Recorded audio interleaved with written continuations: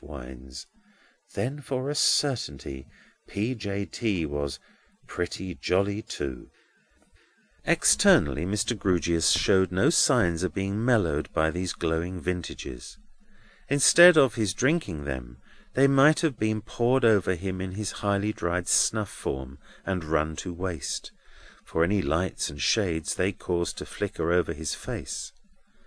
Neither was his manner influenced, but in his wooden way he had observant eyes for Edwin, and when at the end of the dinner he motioned Edwin back to his own easy chair in the fireside corner, and Edwin sank luxuriously into it after very brief remonstrance, Mr. Grewgious, as he turned his head round towards the fire too, and smoothed his head and face, might have been seen looking at his visitor between his smoothing fingers. "Bazzard," said Mr. Grewgious, suddenly turning to him. "I follow you, sir," returned Bazzard, who had done his work of consuming meat and drink in a workmanlike manner, though mostly in speechlessness. "I drink to you, Bazzard. Mr. Edwin, success to Mr. Bazzard."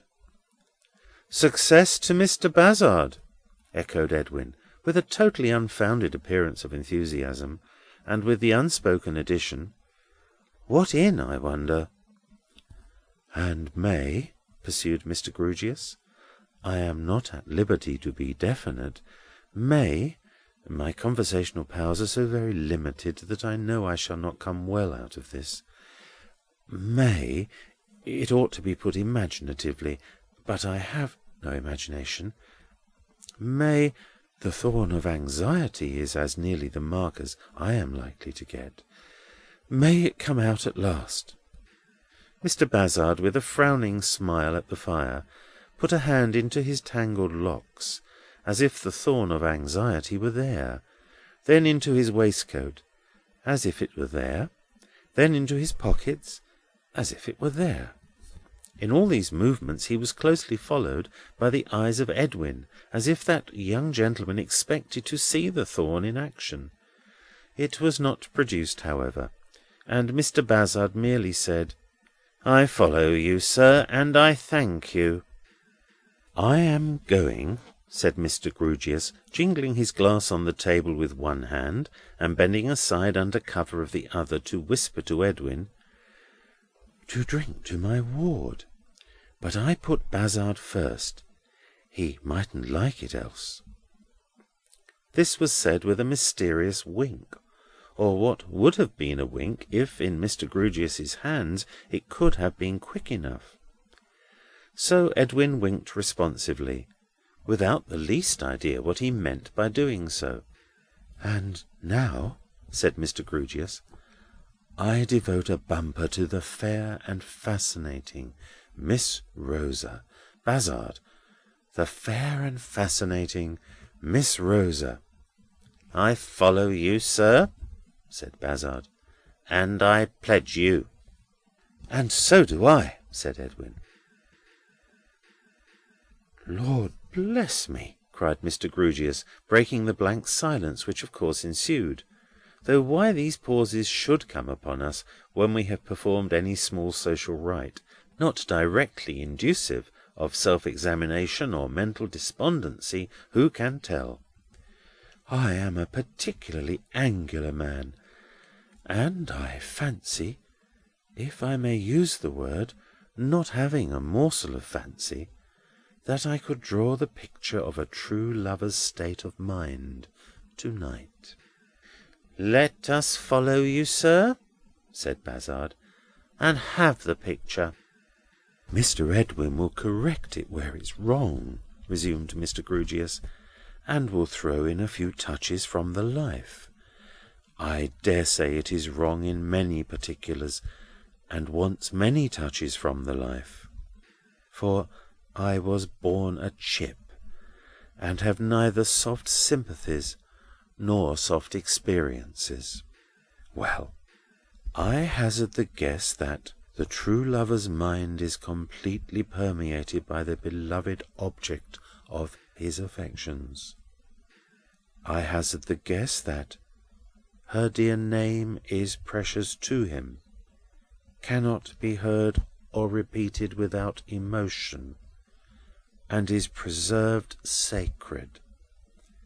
If he has any distinguishing appellation of fondness for her, it is reserved for her, and is not for common ears. A name that would be a privilege to call her by, being alone with her own bright self, it would be a liberty, a coldness, an insensibility, almost a breach of good faith, to flaunt elsewhere.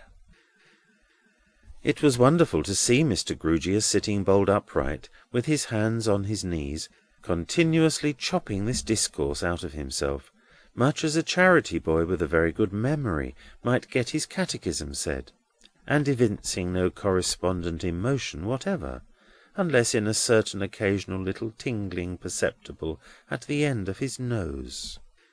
My picture, Mr. Grewgious proceeded, goes on to represent, under correction from you, Mr. Edwin, the true lover as ever impatient to be in the presence or vicinity of the beloved object of his affections, as caring very little for his case in any other society, and as constantly seeking that.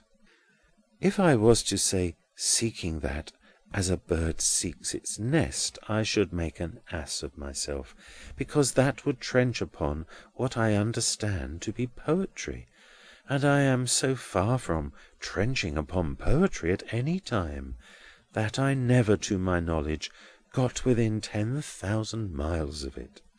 And I am, besides, totally unacquainted with the habits of birds, except the birds of Staple Inn, who seek their nests on ledges, and in gutter pipes, and chimney pots, not constructed for them by the beneficent hand of nature. I beg therefore to be understood as foregoing the bird's nest. But my picture does represent the true lover as having no existence separate from that of the beloved object of his affections, and as living at once a doubled life and a halved life. And if I do not clearly express what I mean by that, it is either for the reason that, having no conversational powers, I cannot express what I mean, or that, having no meaning, I do not mean what I fail to express, which, to the best of my belief, is not the case. Edwin had turned red and turned white as certain points of this picture came into the light. He now sat looking at the fire and bit his lip. "The speculations of an angular man," resumed Mr. Grewgious, still sitting and speaking exactly as before, "are probably erroneous on so globular a topic.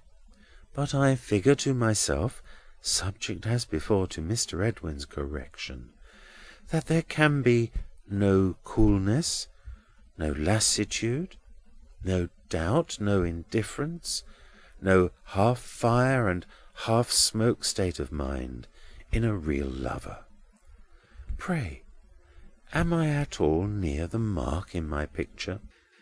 As abrupt in his conclusion as in his commencement and progress, he jerked this inquiry at Edwin, and stopped where one might have supposed him to be in the middle of his oration.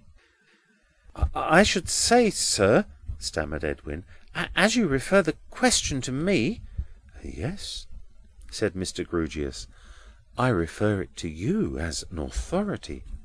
"I should say then, sir," Edwin went on, embarrassed, "that the picture you have drawn is generally correct, but I submit that perhaps you may be rather hard upon the unlucky lover." "Likely so," assented Mr. Grewgious, "likely so. I am a hard man in the grain." "He may not show," said Edwin, "all he feels, or he may not—" There he stopped so long to find the rest of his sentence, that Mr. Grewgious rendered his difficulty 1,000 times the greater by unexpectedly striking in with, No, to be sure, he may not." After that,